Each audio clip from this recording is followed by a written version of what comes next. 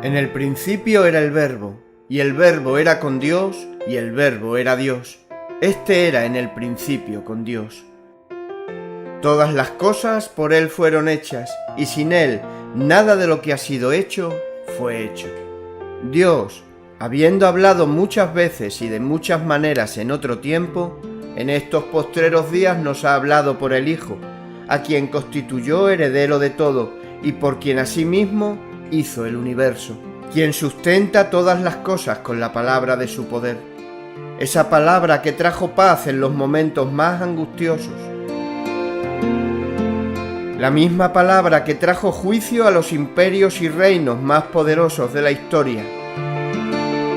La palabra que trae vida para que en el día de Cristo podamos gloriarnos de no haber corrido en vano ni en vano trabajado. Y sobre todo, una palabra que trae salvación por medio del Evangelio de Jesucristo.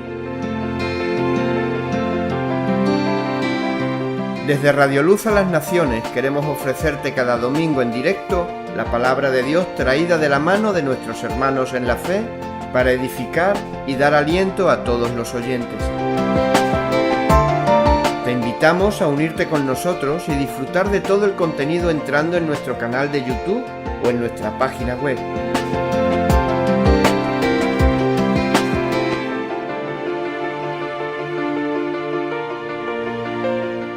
Bienvenidos a la Palabra de Dios.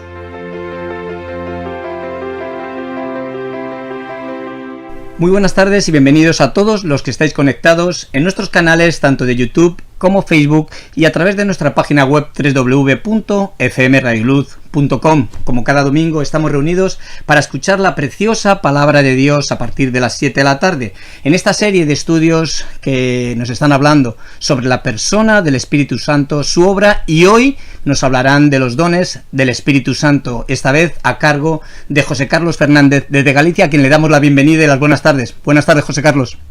Buenas tardes a todo el equipo de Radio Luz y por supuesto buenas tardes y bendiciones de nuestro Señor Jesucristo a todos los oyentes que fielmente nos siguen a lo largo de toda la programación semanal que esta plataforma cristiana de comunicación pues emite, como digo, ya a lo largo de bastante tiempo.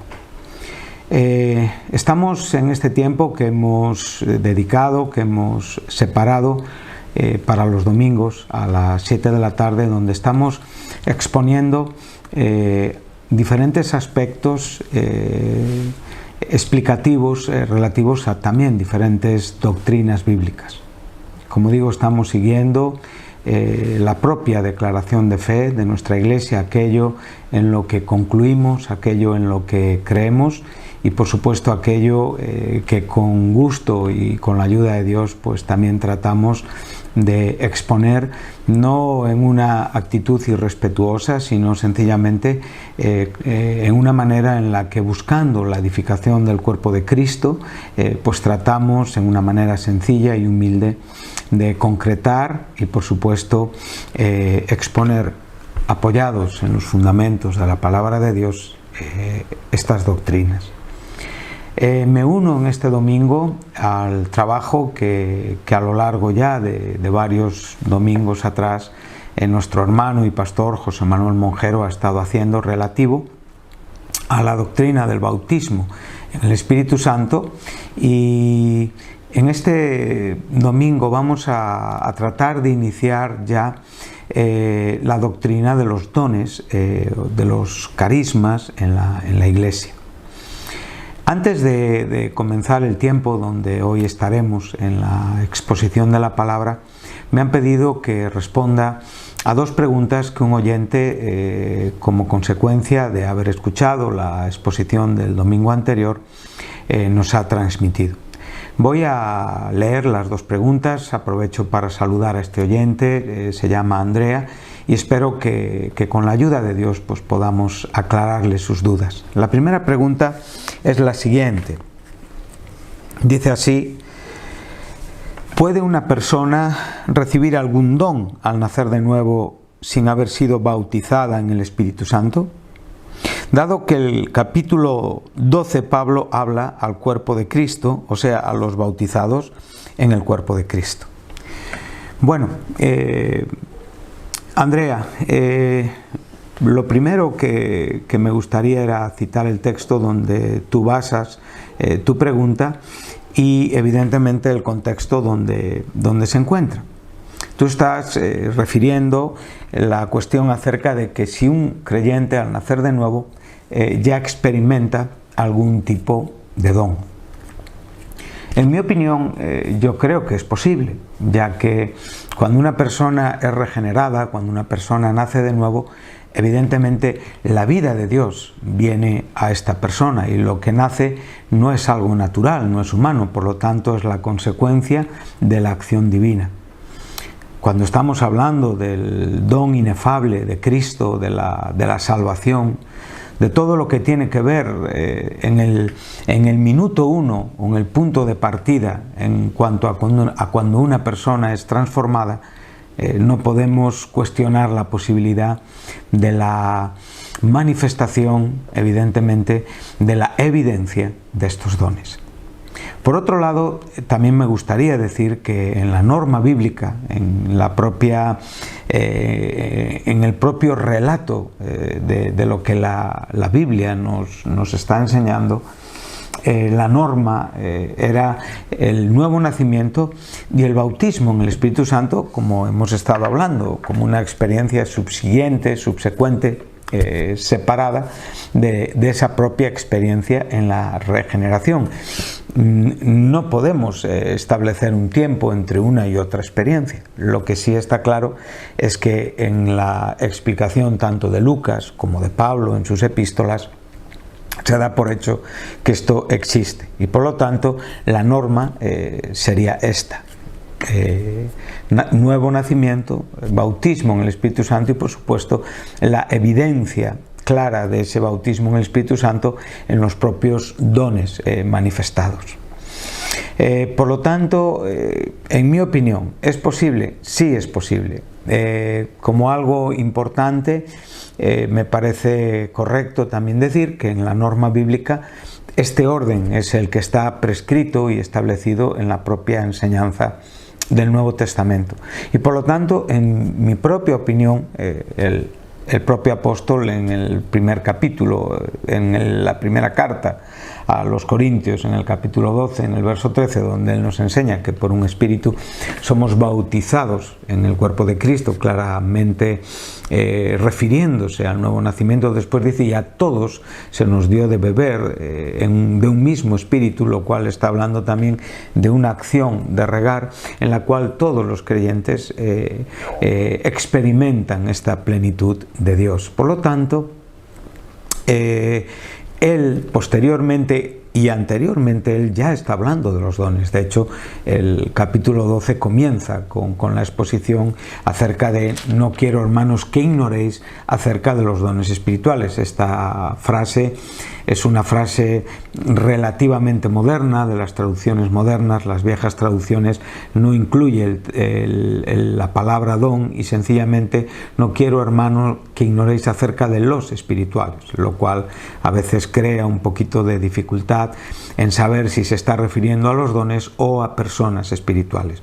Pero los versículos siguientes nos hablan claramente de que Pablo se está refiriendo a los dones, a las manifestaciones y a las operaciones que llevan a cabo esa unidad maravillosa de trabajo que la Trinidad de Dios lleva a cabo en la vida del creyente cuando nace de nuevo. Entonces ya Pablo nos inicia acerca de todo este tipo de manifestaciones que son evidencias del Espíritu Santo ya obrando a través del creyente, a través de la Iglesia, todo este tipo de operaciones y todo este tipo de dones ejercitados. Entonces tanto los carismas, evidentemente, como las propias manifestaciones, como las propias operaciones que también se relacionan con poder. Es una palabra griega de donde viene nuestro término energía.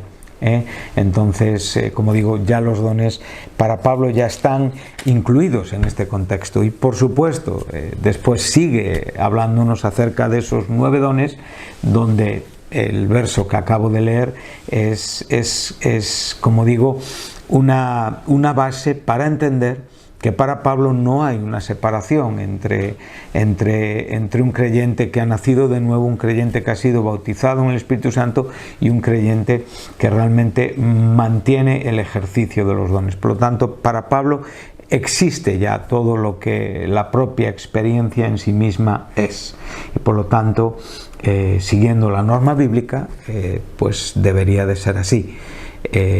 Pero eso no exime a que cualquier persona nacida de nuevo pueda ejercitar, por supuesto, un don del Espíritu, porque la propia vida del Espíritu está presente en él.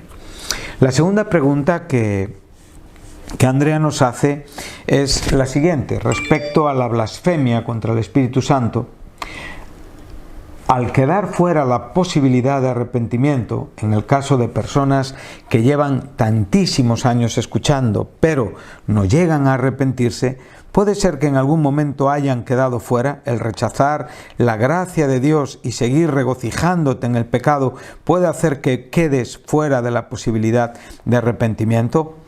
Bueno, evidentemente estamos ante un texto de difícil interpretación, posiblemente de esos textos donde aún los mayores eruditos de la historia cristiana en sus propias declaraciones reconocen quedar cortos ante la profundidad de lo que aquí se nos está explicando. Bueno, esta pregunta está basada en un contexto que está en el capítulo 12 de Mateo, entre los versos 31 y 32, en un contexto que es más amplio, desde el versículo 22. Lo que aquí se nos está enseñando es que Cristo había sanado a un endemoniado y se le había atribuido esta sanación al poder de Belcebú, el príncipe de los demonios. Entonces, a lo cual Jesucristo responde que evidentemente si él estuviera actuando bajo el poder del demonio, no estaría actuando en contra del demonio, ya que evidentemente estaba liberando a una persona que estaba bajo el control y el dominio de Satanás. Por lo tanto, era una pregunta que en cierta manera no era ni razonable. Pero nosotros sabemos que la propia cuestión que aquí se está barajando tiene que ver con el propio desprecio que Jesucristo recibió por medio de aquellos que realmente deberían de alabar, elogiar, valorar las buenas obras que él estaba evidenciando. En vez de alegrarse, en vez de congratularse, en vez de adorar, agradecer a Dios por la gracia mostrada y exhibida en el endemoniado, en la persona que estaba sufriendo bajo, como digo, los dominios terribles de Satanás, sencillamente juzgan a la persona de Jesús. A lo cual Jesucristo está claramente diciendo que el que no es con él está contra él, y el que conmigo no recoge desparrama. Bueno, esta expresión tiene mucho que decirnos en cuanto a la propia relación que vamos a leer en los versículos que vienen posteriormente. Entonces, ahora él va a decir esto: por tanto os digo, todo pecado y blasfemia será perdonado a los hombres, mas la blasfemia contra el Espíritu Santo no le será perdonada. A cualquiera que dijere alguna palabra contra el Hijo del Hombre le será perdonado, pero al que hable contra el Espíritu Santo no le será perdonado ni en este siglo ni en el venidero. Bueno, aquí podríamos decir que sería fácil explicar evidentemente lo que no es blasfemar contra el Espíritu Santo. Tendríamos la Biblia para poder explicar. Pero como digo, explicar en una manera exacta, perfecta y profunda lo que define aquí Jesús como la blasfemia contra el Espíritu Santo, la cual no tiene perdón ni en esta vida ni en la venidera, se nos antoja evidentemente difícil. Pero entendemos que con la propia ayuda de Dios y por las propias razones por las cuales Jesús nos dejó estas palabras, debemos de darle también una interpretación. En mi opinión, sabemos que Cristo está mostrándose como ese sacerdote que ha sido lavado, como ese sacerdote que ha sido ungido y como ese sacerdote que ha sido empoderado por el Espíritu Santo. El comienzo del ministerio de Cristo es de esta manera. Es más, el propio Jesucristo evidencia este sacerdocio en el aposento alto cuando lava los pies de los discípulos, y claramente en ese acto les habla de una limpieza relativa a la santificación progresiva. Les dice: todos estáis limpios, pero es necesario lavarse aquellas partes que se ensucian en el devenir de la vida. Por lo tanto, el aspecto sacerdotal de Cristo es algo importante, porque el Padre había señalado al Hijo con la misma presencia del Espíritu Santo, en forma de paloma, viniendo sobre él en el Jordán cuando fue bautizado por Juan el Bautista, cumpliendo, como digo, toda justicia e identificándose con su pueblo, no porque Cristo tuviera nada de qué arrepentirse. Entonces, en esta pureza, en esta santidad, en esta vida inmaculada, Cristo no es apreciado, y todavía no es apreciado en la propia señal que el propio Padre, que el propio Dios da, ungiéndole con el Espíritu Santo. Y por lo tanto, esta cuestión acerca de Cristo es más profunda de lo que muchas veces nosotros pensamos o creemos. Tenemos también que ver que Cristo está hablando en un contexto puramente judío, y que para los judíos la respuesta de Jesús tiene que ver también con su propia ley, y está refiriendo posiblemente a un texto que aparece en Números, en el capítulo 15, en el versículo 30, donde primeramente se trata con los pecados de ignorancia, los cuales tienen una provisión sacrificial, y después se trata con aquellos pecados voluntarios que están relacionados con la blasfemia. O sea, la blasfemia podríamos definirla como una irreverencia desafiante a Dios, y en el Nuevo Testamento lo vemos primero relacionado con Dios y después relacionado con las personas. Una palabra también que es compatible y que en nuestro castellano es blasfemia, tanto en Colosenses 3 como en Efesios 4, es maledicencia, o sea, hablar mal evidentemente causado por una actitud pecaminosa en nosotros. Entonces, primeramente, hablar mal de Dios, y segundo, por supuesto, hablar mal de los hombres. Está considerado como uno de los pecados graves en la Iglesia. Por lo tanto, en el contexto judío, en la mente judía, aquel que pecare contra la ley, evidentemente quedaría sin la bendición de la existencia en la era venidera, o sea, en el reino mesiánico esperado por los judíos. Y por lo tanto, esta respuesta de Jesús tiene mucho significado para aquellos que le están escuchando. Ahora, nosotros sabemos perfectamente que el propio Jesús está diciendo que toda blasfemia será perdonada a los hombres. Evidentemente, tenemos que incluir o dar por hecho el arrepentimiento. Tenemos que incluir o dar por hecho la provisión sacrificial de la muerte de Cristo, de la sangre de Cristo, en favor de aquel que blasfema. Después continúa diciendo que también a cualquiera que dijera alguna palabra contra el Hijo del Hombre, le será perdonado. Bueno, en esto sabemos que tenemos muchos testimonios en la Escritura. El adúltero y asesino David fue perdonado de su maldad. Hay una provisión para este hombre en pleno Antiguo Testamento. ¿Qué diríamos de Pedro, aquel que maldijo a Jesús? Blasfemó contra la persona de Jesús. ¿Qué diríamos de todos los judíos que realmente despreciaron a Jesús? Todos, evidentemente, quedarían sin posibilidades de arrepentirse. Por lo tanto, entendemos que lo que Cristo está hablando es más profundo que aún ese propio desprecio que Él sufrió en vida cuando estuvo aquí entre nosotros. Sabemos que cuando Cristo resucitó y como consecuencia vemos a Pedro predicar, vemos que el propio Pedro está atrayendo por el amor expuesto en el Evangelio a todos aquellos que le habían crucificado. Él dijo: crucificasteis al autor de la vida.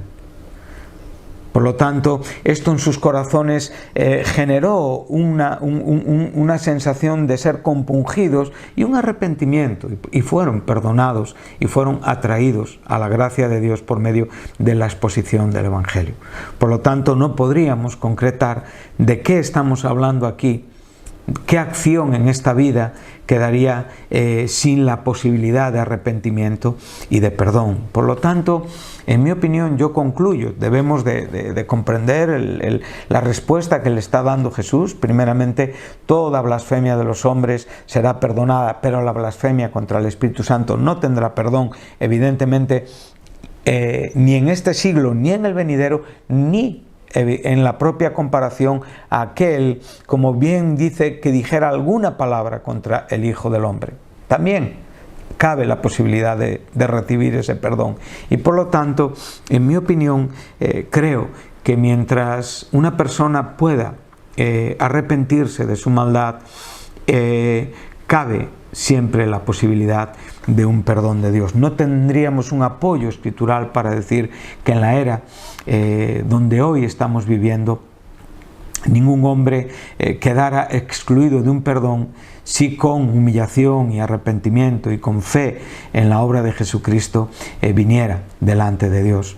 Por lo tanto, en mi opinión, creo que esa acción queda relegada a, como digo, al desprecio definitivo por parte de un hombre reiterativo de Dios a lo largo de su existencia, donde, concluyendo su propia vida aquí en la tierra, expira en esta actitud. Evidentemente, este hombre no recibirá ningún tipo de vida buena después de su muerte, sino evidentemente sufrirá las consecuencias de despreciar al Hijo de Dios. Hay un texto en Hebreos 10, versículo 26 y 27, dice: porque si pecamos, si continuamos pecando deliberadamente después de haber recibido el conocimiento de la verdad, ya no queda ningún sacrificio por los pecados, solo una horrenda expectación de juicio y furia que habrá de consumir a los adversarios. Por lo tanto, aquí podemos formar un paralelismo con esto que acabamos de leer y ver que cuando alguien ya deliberadamente se abandona una vida y concluye en esta vida, ya no hay más sacrificio por el pecado, sino, como digo, una horrenda expectativa, evidentemente, de condenación eterna.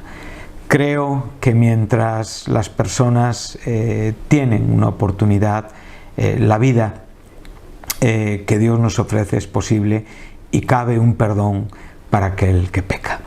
Y esta sería mi segunda respuesta a esta cuestión de Andrea. Y ahora pues me gustaría ya, sin más dilación, introducirme pues en el tiempo que nos queda a lo que nos va a ocupar en esta tarde, que es una continuación con el tema del bautismo en el Espíritu Santo y, por supuesto, la continuidad, la evidencia de los dones carismáticos. Bueno, haciendo un pequeño, como digo, paréntesis entre lo que acabamos de responder, pues ahora nos introducimos con la ayuda de Dios, como digo, a un nuevo tema. Vamos a entrar en otro aspecto diferente de la exposición de la palabra y, por lo tanto, necesitamos regularnos y establecernos en lo que queremos enseñar. A lo largo de los últimos programas se nos ha estado enseñando la clara presencia y la verdad fundamental en cuanto a lo que el bautismo en el Espíritu Santo es. Hemos podido ver que es una experiencia, como he dicho, secuencialmente separada en el tiempo, y es una experiencia que tiene un carácter diferente en cuanto a naturaleza y propósito. La diferencia en naturaleza y propósito tiene que ver con el término separabilidad, y la diferencia en cuanto a tiempo tiene que ver con la subsecuencia o ser una experiencia subsiguiente a la salvación. Como digo, la salvación es una experiencia de carácter ontológico, tiene que ver con naturaleza, con la regeneración de nuestro ser, con la transformación de un pecador en un santo. El bautismo en el Espíritu Santo tiene un carácter funcional, es diferente, como digo, en naturaleza y propósito. Por lo tanto, su razón de ser es investir, empoderar, capacitar al creyente para el desarrollo de la vida cristiana, para asumir, como digo, el principal mandato que el creyente tiene después de ser salvo, que es predicar el Evangelio de Jesucristo al mundo.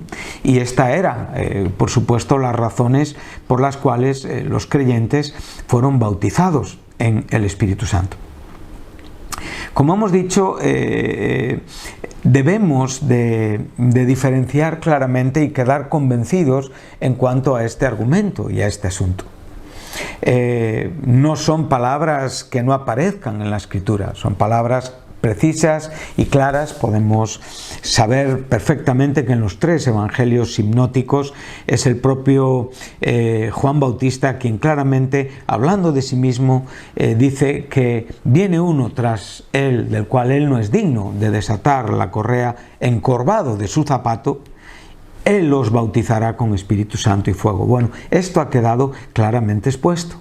Es el propio Jesucristo que en los compases finales del Evangelio de Lucas y en los principios del libro de los Hechos, que son los 2 tratados que Lucas nos deja en el Nuevo Testamento, nos enseña claramente acerca de la orden y del mandato de ir a Jerusalén y esperar esa promesa del Padre, ese don del Espíritu Santo, ese bautismo en el Espíritu Santo, para ser testigos, evidentemente, en Jerusalén, en Judea, en Samaria y en el resto del mundo.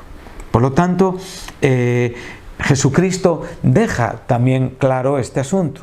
Él recuerda que Juan bautizó con agua, pero ellos serían bautizados no dentro de muchos días. Es verdad que el término bautismo como nombre, como sustantivo, no lo tenemos en la Biblia. Tenemos el verbo bautizar y es lo que nos aparece en las poquitas veces que, como digo, se menciona en esta manera en la Escritura. Pero entendemos y damos por hecho que en la propia teología de Lucas, ser lleno, derramar el Espíritu Santo, vienen a ser expresiones que comparten el mismo significado y vienen a hablarnos exactamente de lo mismo. Por lo tanto, en este sentido, nosotros tenemos que estar muy contentos de que podemos abrazar una experiencia tan gloriosa. Como digo, los evangelios, juntamente con el Antiguo Testamento, profetizan esta verdad. El libro de los Hechos nos explica, no solamente por la propia evidencia histórica, sino también por la propia evidencia teológica de Lucas. A veces pensamos que Lucas no está usando de una teología explicativa, y realmente tenemos abundante exposición en el libro de los Hechos para argumentar la bendita experiencia del bautismo en el Espíritu Santo y, por supuesto, el ejercicio, la manifestación de los dones consecuentes y claros que evidencian este bautismo. Y por supuesto, el apóstol Pablo da por hecho esta experiencia, y a las iglesias a las que él escribe les habla. Tenemos 3 bloques importantes, como pueden ser de lo que realmente con el tiempo tendremos que hablar, que están en el contexto de Efesios 4, entre los versos 7 y 11, que están en el contexto de Romanos 12, entre los versículos 1 al 6, y en el contexto de los capítulos 12 y 14 de Primera de Corintios, donde claramente se exponen los dones y donde claramente se deja claro que Pablo da por sentado la experiencia bautismal pentecostal del bautismo en el Espíritu Santo en los creyentes de las diferentes iglesias a quien él escribe. Por lo tanto, nosotros estamos viendo que este bautismo en el Espíritu Santo ya está claramente profetizado en el Antiguo Testamento. Hoy estaremos en un contexto que en cierta manera es un paralelo con una palabra ya hablada por un profeta del Antiguo Testamento. Pero por otro lado, También me parece importante recordar que aunque el bautismo en el Espíritu Santo es una experiencia puramente neotestamentaria, tiene sus grandes paralelos en el Antiguo Testamento. Y por lo tanto, en la propia tipología, en la propia simbología, podemos encontrar muchas cosas que nos llevan y se equiparan con la propia experiencia pentecostal de la Iglesia después de la muerte y de la resurrección de Cristo. Bueno, podemos ver claramente el empoderamiento de muchos siervos para ejercitar, para ser capacitados por Dios para los diferentes trabajos, para los diferentes ministerios, para los diferentes oficios que encontramos en el Antiguo Testamento. Podemos ver que el propio pueblo santo de Dios, según el registro de Éxodo 19:6, buscaba que todos fueran sacerdotes. Y no podemos ahora entrar a explicar, pero sabemos perfectamente que el propio pecado llevado a cabo por la adoración al becerro les hizo perder esta condición, y esta condición cayó sobre la tribu de Leví, de donde vino posteriormente todo el linaje sacerdotal y de donde evidentemente después Cristo sería el gran cumplimiento, el gran antitipo de Aarón en su sumo sacerdocio y los creyentes de los sacerdotes que evidentemente están tipificados en la casa de Aarón. Por otro lado, vemos también que sería en cierta manera una comunidad profética. Eso también lo vamos a encontrar en el Nuevo Testamento. Y cuando digo profética, no estoy refiriéndome evidentemente a esa situación que a veces genera polémicas en cuanto a lo que es la profecía relacionada con el propio canon o con el propio apostolado. Sabemos que los profetas en el Antiguo Testamento como tal terminaron ahí, y ellos eran voz de Dios cuando hablaban. Por eso sus registros quedaron también en el canon de la Biblia. Los apóstoles tomaron el lugar de estos profetas, y ellos también evidentemente fueron esa voz claramente contemplada y reflejada, y que tenemos en la propia Escritura. En este sentido, la profecía concluyó con los apóstoles. Pero estamos hablando de esa profecía normal, donde realmente todavía la comunidad creyente, la Iglesia de Cristo, tiene una posibilidad de profetizar, no solamente en la propia exposición de la palabra, sino por supuesto a veces en asuntos relativos a las necesidades de la propia Iglesia. Ese paralelismo también lo podemos ver en el propio Antiguo Testamento. Entonces, como digo, sin más dilación, me gustaría que me acompañaseis al capítulo 2 del libro de los Hechos. Y ahí es donde vamos a estar en esta tarde.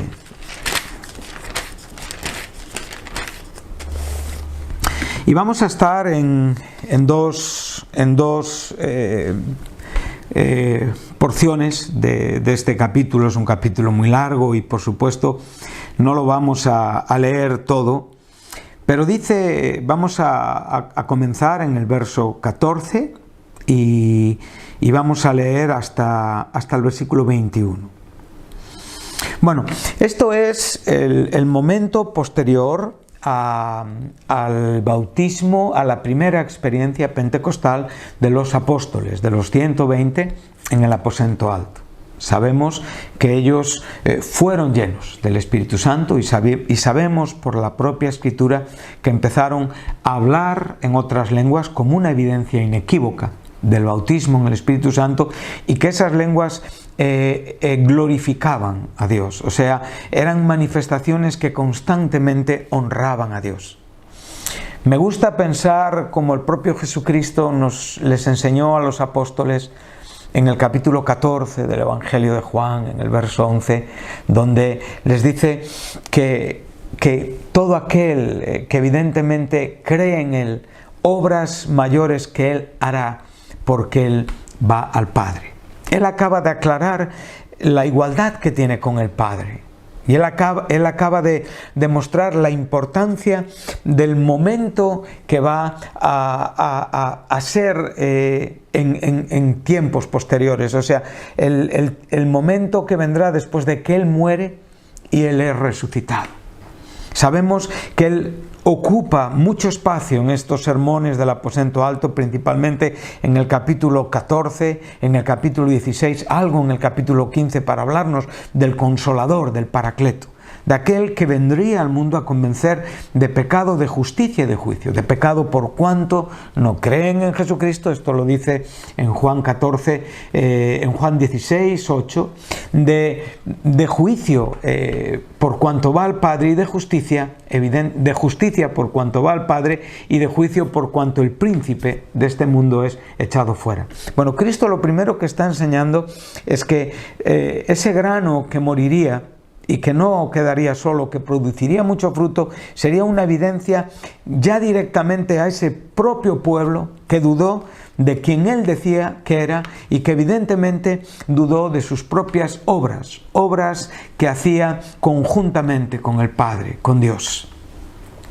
Él ahora lo que va a enseñar es que no solamente el Espíritu Santo, además de glorificar su persona, de honrar su persona, de mostrar quién realmente Él es y qué es su sacrificio, también va a llevar a cabo una presencia personal y corporal en la vida de los apóstoles, en la vida, como digo, que Cristo les da, y por supuesto en el poder que el Espíritu Santo les da. Y en este poder ellos van a llevar a cabo esas obras mayores. Jesucristo les ha dicho: os conviene que yo me vaya. Una expresión difícil de comprender, porque creo que Cristo es insustituible. ¿Quién pensaría que hay algo mejor que Cristo? Pues sí, la situación posterior a la resurrección de Cristo era mejor, porque otro como Cristo vendría a morar en la iglesia y vendría a bautizar a la iglesia, el Paracletos, el Consolador, el Espíritu Santo, aquel que es enviado por Dios para estar a nuestro lado. Una vez que nuestro sumo sacerdote está sentado a la diestra de la majestad en las alturas, siendo nuestro primer intercesor, que juntamente con el Espíritu Santo, que es nuestro segundo intercesor. Entonces estas obras mayores ya comienzan aquí. Comienzan con la propia predicación del Evangelio. Y podemos ver que esas obras mayores también son aquellas señales que están acompañando a la predicación del Evangelio. Y que esas señales ya el propio Jesús se las enseñó en su despedida. Marcos 16 nos lo enseña, donde claramente habría una actuación de liberación sobre poderes demoníacos. Se hablarían evidentemente otras lenguas. Y por supuesto el Evangelio sería predicado con esa conversión multitudinaria que ya estamos viendo en los primeros compases del libro de los Hechos. Entonces acabamos de asistir a esa experiencia. Y ahora, entonces el apóstol Pedro, poniéndose en pie como consecuencia de que la gente, viendo las manifestaciones carismáticas, y cuando me refiero a manifestaciones carismáticas me refiero a la expresión de los dones, que es en definitiva lo que ahora estamos empezando a introducir, estaban pensando que estaban borrachos. Bueno, también Elí pensaba de Ana que estaba borracha por la manera tan expresiva que derramaba su alma delante de Dios. Creo que lo que la gente pudo contemplar y ver en este momento en el que la iglesia fue bautizada con el Espíritu Santo por primera vez, y las evidencias iniciales de este bautismo, debió de ser algo maravilloso y glorioso. Pero quiero decir, queridos oyentes, no diferente a lo que nosotros estamos viviendo y a lo que cada creyente puede vivir. Es el mismo Dios, es el mismo Jesucristo, es el mismo Espíritu Santo y es la misma palabra de Dios para nosotros en estos tiempos donde estamos dentro de esta era de la Iglesia hasta la parusía o la segunda venida de nuestro Señor Jesús. Puedo imaginarme cómo eran estos comportamientos. Puedo imaginarme cómo eran estas expresiones. Por favor, no quiero confundir a nadie, no quiero que piensen que ahora mismo estoy diciendo que necesitamos tener expresiones descontroladas. No hablo de este tipo de pentecostalismo que a veces tanto daño está haciendo a la Iglesia y, por supuesto, a aquellos que ven este tipo de comportamientos, que en muchos casos son irrisorios, burlones, deshonran al verdadero cristianismo con fundamentos bíblicos. Hablo de expresiones totalmente controladas por el Espíritu Santo. Él es el que está promoviendo la expresión, la adoración. Y esta adoración era claramente evidenciada, no en una manera descontrolada, sino en una manera absolutamente controlada, soberanamente controlada por Dios. Entonces ahora Pedro, como digo, en respuesta a lo que la gente está pensando, él se pone en pie y juntamente los 11 con él, y él alza la voz. El cobarde que momentos atrás estaba negando al propio Jesucristo, es un hombre regenerado, restaurado, está cumpliendo las propias palabras que el Señor Jesús le habló según el registro de Lucas 22, donde dice claramente que yo intercederé por ti. Cristo había llevado a cabo esta obra y evidentemente Pedro iba a ser restaurado por esta obra de Jesús en la cruz, y Pedro vendría a consolar y a confirmar a sus hermanos. Y aquí vemos a Pedro llevando a cabo esta maravillosa actuación bajo la unción del Espíritu Santo. Varones judíos y todos los que habitáis en Jerusalén, esto os sea notorio y oíd mis palabras. Estos no están borrachos, como vosotros suponéis, puesto que es la hora tercera del día. Estamos hablando de las 9 de la mañana de nuestro horario occidental. Mas esto es lo dicho por el profeta Joel. Aquí es donde estamos hablando, y decíamos hace un momento que tenemos la mención de una porción del Antiguo Testamento. Ahora es donde realmente vemos que el bautismo en el Espíritu Santo, la experiencia que los apóstoles viven en el aposento alto, se corresponde con una profecía veterotestamentaria. Y aquí es donde vemos lo maravilloso, vemos la innegable eficacia escritural, su inerrancia, su infalibilidad, su perfección, su inspiración. Vemos que nada en ella se contradice, y que si alguna vez algo se contradice es porque los hombres la interpretamos mal. Sabemos perfectamente que puede haber muchas posturas relativas a diferentes doctrinas, pero también, si somos honestos, debemos de reconocer que alguna tiene que estar equivocada, porque la palabra de Dios no se contradice, y por lo tanto en las propias diferencias interpretativas, donde claramente no hay manera de reconciliar, existe una tensión explicativa. Por lo tanto, alguno de los argumentos que hoy se exponen en el cristianismo en el mundo tiene que estar equivocado. Por lo tanto, nosotros damos fuerza a la palabra de Dios.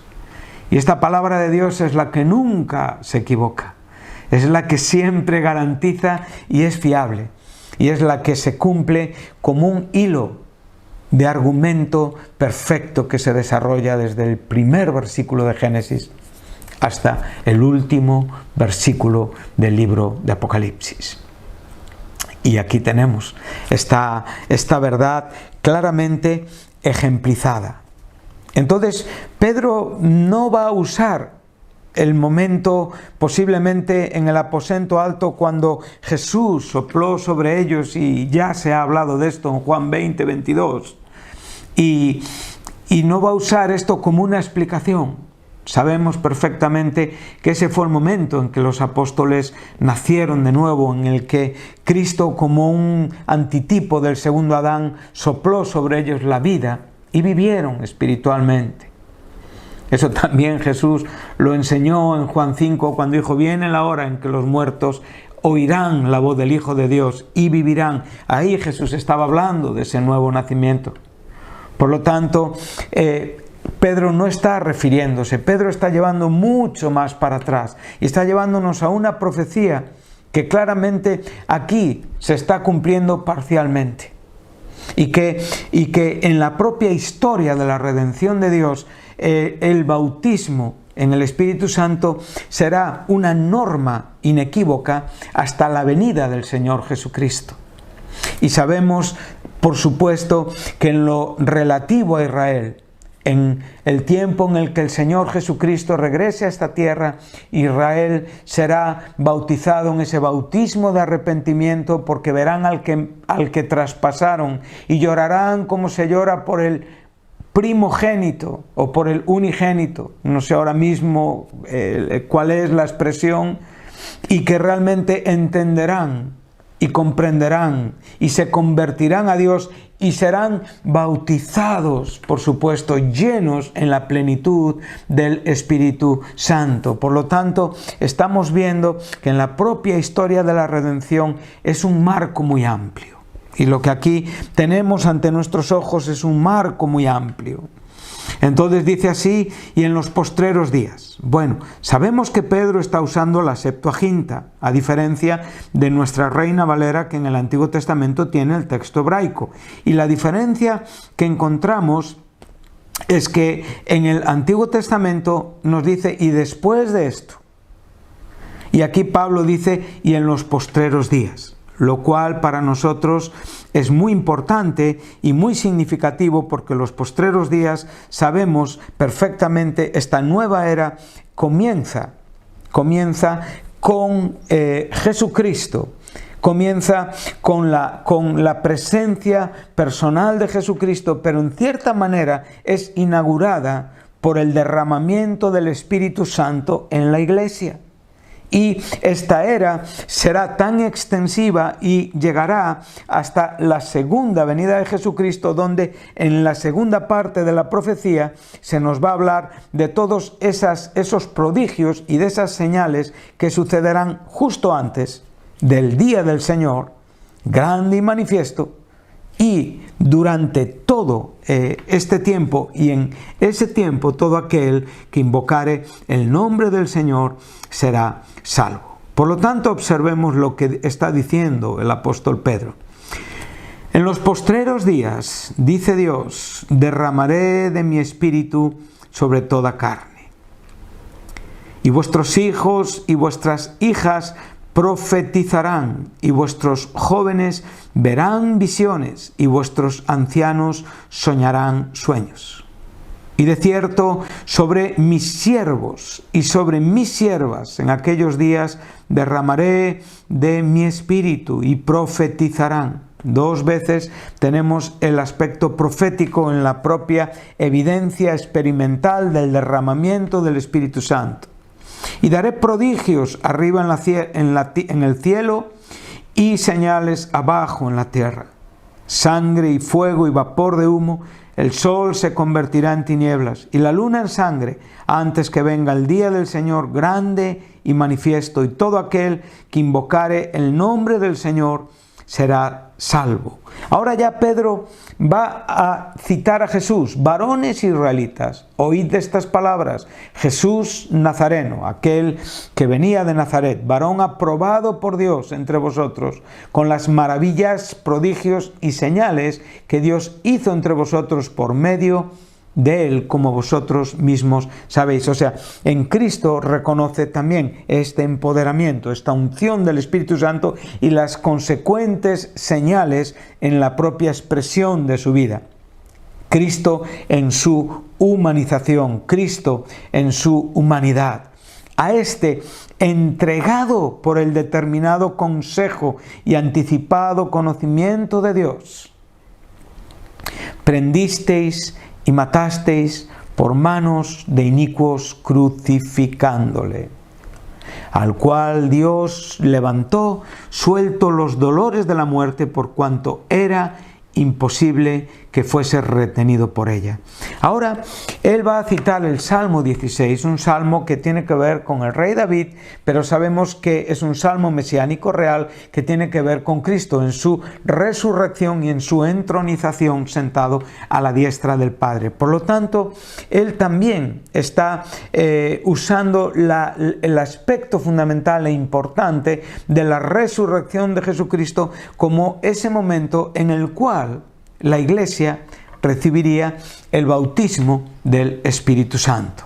Por lo tanto, cuando llegamos un poquitín más adelante, dice: así que, exaltado por la diestra de Dios y habiendo recibido del Padre la promesa del Espíritu Santo, ha derramado esto que vosotros veis y oís. Bueno, podemos contemplar y podemos entender que la propia experiencia pentecostal va acompañada de señales y de prodigios, de evidencias visuales y de evidencias auditivas. Por lo tanto, Pedro está trayendo a colación la profecía de Joel, una profecía que claramente se cumplirá en su manera total y perfecta en la segunda venida de Jesucristo con el propio pueblo de Dios, Israel. Pero en este momento se está cumpliendo parcialmente, o sea, el propio Antiguo Testamento está refiriéndose a la experiencia en la propia inauguración de la nueva era de la Iglesia, bautizada en él y por el Espíritu Santo, y evidenciando las señales, los prodigios y las maravillas, evidentemente, de una comunidad ungida por el Espíritu Santo. Esta norma nosotros la podemos ver constantemente en el libro de los Hechos. Por lo tanto, no podemos aceptar que esta experiencia concluye la historia de la redención, como en alguna teología se enseña, y que realmente va hasta este momento en el día de Pentecostés, dejándonos entrever que realmente es una experiencia que no se repetirá jamás, en ningún momento. Bueno, no es verdad. Nosotros tenemos diferentes experiencias que consecuentemente y secuencialmente se repiten reiteradamente en el libro de los Hechos y que todas encierran en sí mismas lo mismo que vemos en el principio. Nosotros vamos hacia el capítulo 4 y nos encontramos con esa multitud de creyentes en ese regreso de Pedro y Juan a los suyos, y ahí les vemos que realmente son bautizados también en el Espíritu Santo y como consecuencia y evidencia de este bautismo predican la palabra de Dios con denuedo. Seguimos en la propia historia y nos vamos a Samaria, donde ya ese terreno bien dispuesto y preparado, ya desde que Cristo conversó con la mujer samaritana, ya no está en una enemistad, sino hay una disposición de corazón para creer, evidentemente, en la predicación de Felipe. Y, evidentemente, hay conversiones, hay claramente evidencias de ser bautizados en el Espíritu Santo y, por supuesto, hay señales inequívocas y evidentes. Seguimos viendo que aún en el propio eunuco, que es un capítulo antes, los viejos manuscritos nos enseñan, y hay traducciones, por ejemplo, la traducción búlgara, que es una traducción bastante vieja, nos dice que el eunuco fue lleno del Espíritu Santo y un ángel arrebató a Felipe. Nosotros podemos seguir y ver en la propia experiencia del apóstol Pablo, en Hechos 9.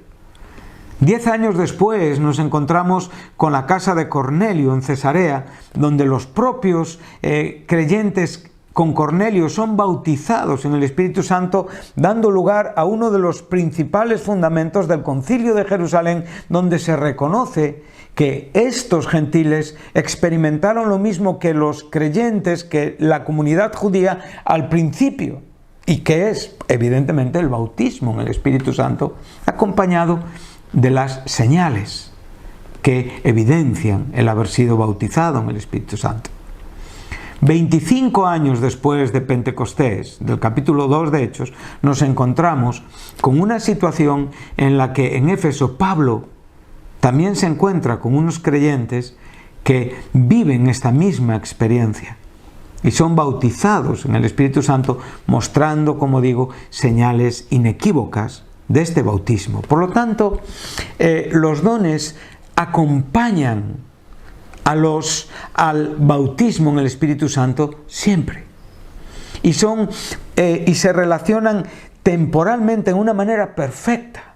Y por supuesto, cuando estamos hablando de las manifestaciones, estamos hablando de esas manifestaciones que honran y glorifican a Dios. De esas manifestaciones que son milagrosas. No creo, como digo, que haya dones de carácter humano. Creo que todos, en el día que fuimos incluidos en la Iglesia, bautizados por el Espíritu en el cuerpo de Cristo, hemos sido hechos diferentes. No hay nada de lo anterior. Y por lo tanto, todo lo que es después es milagroso. Cualquier tipo de don o cualquier carácter de don, ya sea de tipo ministerial, ya sean dones de manifestación o dones de servicio, o cualquier otro don por el cual, como digo, debemos ministrar y glorificar a Cristo en todo, como bien nos enseña Pedro en su primera epístola, en el capítulo 4, en el verso 10. Por lo tanto, entiendo que todas estas manifestaciones vienen a ser consecuencias inequívocas del empoderamiento, del bautismo, de la llenura del Espíritu Santo en la vida del creyente. Claro, cuando ya ampliamos, como digo, la explicación, pues tendremos que estar en tantos bloques de enseñanza. Tendremos que estar en la relación de los dones con los frutos, en la propia separación de los dones, en la propia razón o explicación que cada uno tiene en la propia aplicación en la Iglesia. Pero siempre, como digo, ejercitados en el amor. Siempre, como digo, ejercitados en el servicio a Dios, en la bendición, en la edificación del cuerpo de Cristo. Por eso no podemos pensar que las evidencias, las consecuencias de la experiencia bautismal en el Espíritu Santo, o sea, los dones, han cesado. Lo hemos podido comprobar y, como digo, se puede ver claramente a través del libro de los Hechos en las diferentes experiencias que en un periodo de 25 años sucedieron en la Iglesia. Por lo tanto, si han sucedido en un periodo de 25 años, es de esperar que sigan sucediendo hoy.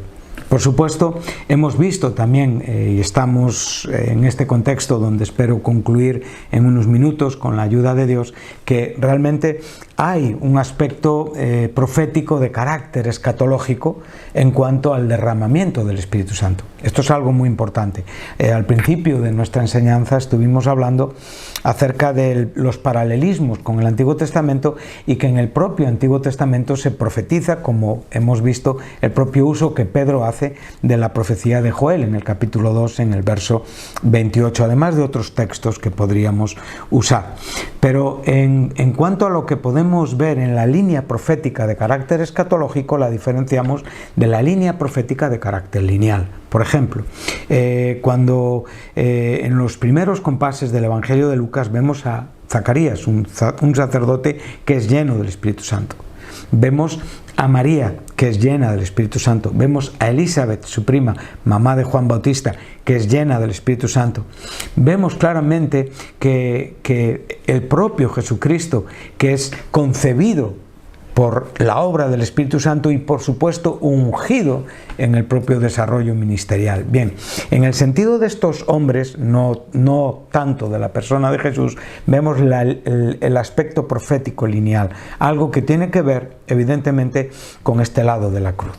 Cuando nosotros estamos viendo la profecía de Joel, estamos viendo un carácter escatológico de esta profecía, lo cual evidentemente nos trae hasta los días de hoy y evidentemente nos lleva, por supuesto, hasta la segunda venida de Jesucristo. Bueno, esto quizá haría falta un poquito más de tiempo, pero tampoco creo que es bueno, por supuesto, mencionarlo.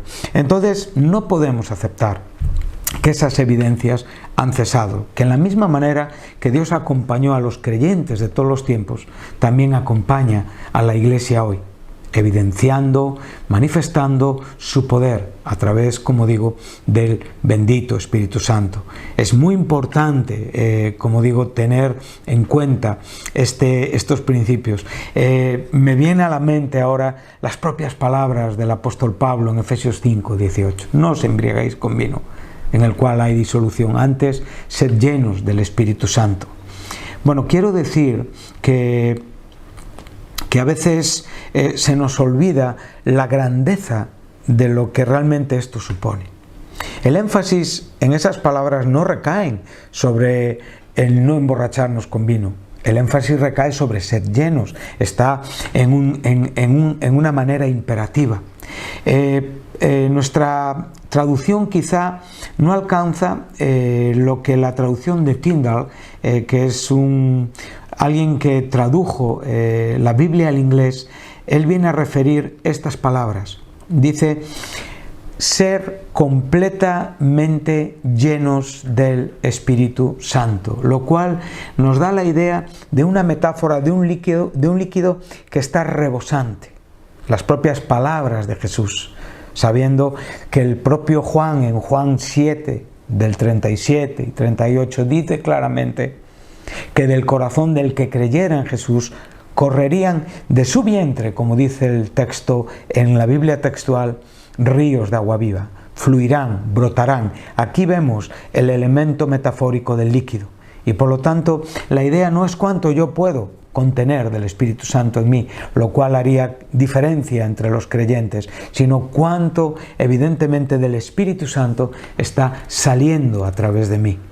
Por lo tanto, esas son las evidencias de la Iglesia, esas son las evidencias de cada creyente, ese es el ánimo que yo quiero darles hoy. Y por lo tanto, para concluir el tiempo de esta tarde, me gustaría volver al capítulo 2, donde estamos, y ya dar un pequeño salto cuantitativo en versículos. Hemos visto la profecía de Joel, hemos visto el carácter profético, hemos visto parte de este cumplimiento en la comunidad que es la Iglesia.